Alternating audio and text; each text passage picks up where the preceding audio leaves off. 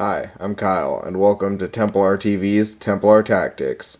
Today I'm going to talk about a good way to take an objective.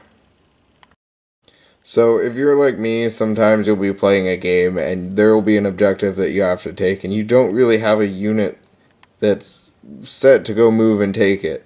Like, you'll pick up a card that says, grab this objective, and the only thing nearby is a quad las predator. And I mean, you don't want to move it to fire, but you might have to. And then sometimes if you do, all of a sudden you get charged by the enemy and you lose your ability to shoot. So, we're going to keep our backfield units in the backfield.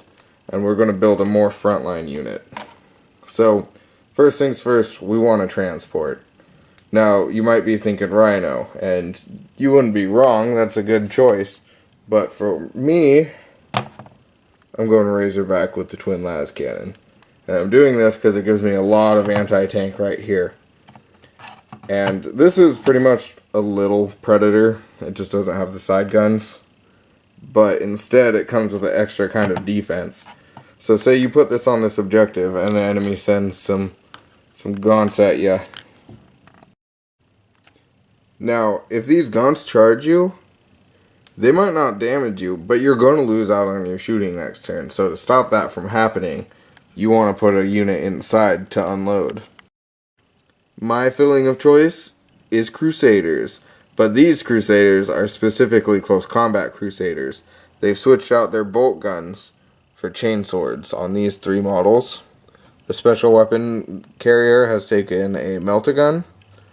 Instead of a heavy weapon, we have a power axe. And our sergeant has 2 lightning claws. Now, if the enemy came up to take your Razorback now, you have good defense. These guys can shoot these guys and charge them and chew through them and keep them away from your 2 las cannons so you can pop your enemy's tank or monster, whatever is nearby.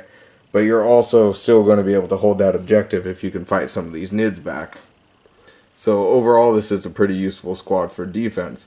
But it can also be good on the attack because you can move this up and then have these guys get up to attack, say, entrenched guardsmen or whatever.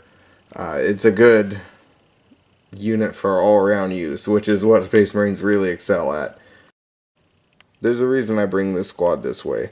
I like having these 3 with bolt pistols and chain swords because it adds some weight to my close combat attacks.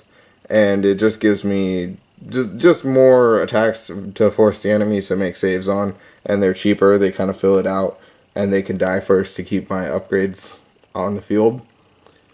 I like bringing the power axe because it's just a good melee weapon. It's only 1 attack, but it hits on a 3-up, and it wounds most things on a 3-up, probably if you're fighting infantry. It's just a good weapon. The lightning claws are really good at killing infantry. That is where they excel, and that's mostly what I want this squad for. It's a defensive unit for my Razorback. And that's also why I have the melt-a-gun. If an enemy monster or tank gets near here, they have to deal with 2 las cannons and a melt-a-gun. And I wouldn't want to have to deal with that. Also, if this unit is moving forward and they need to advance, the melt-a-gun can still shoot on a 4-up.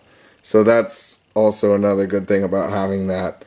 So next time you're building a list and you think that you need a unit to go forward and take a base, try writing something like this in there and trying it out. Let me know how it does. I'd honestly be really interested to know. In my meta, it works fairly well. It's just a nice little defensive buff. Okay, so this is sort of an announcement. I know if you've been following the channel, we haven't been posting any videos lately. Right now, I'm trying to work on painting more of my models and working on rules and getting our terrain painted so that we can bring more cinematic and entertaining games to you guys.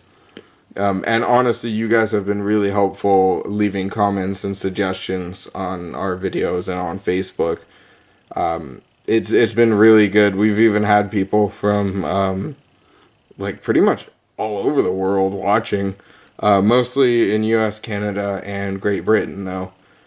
It's really cool, and I want to do more bat reps soon.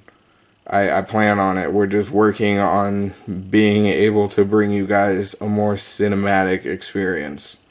I should be uploading another video kind of like this soon, and I'll have more updates on when the next bat rep will be. but it might feature Dark Eldar.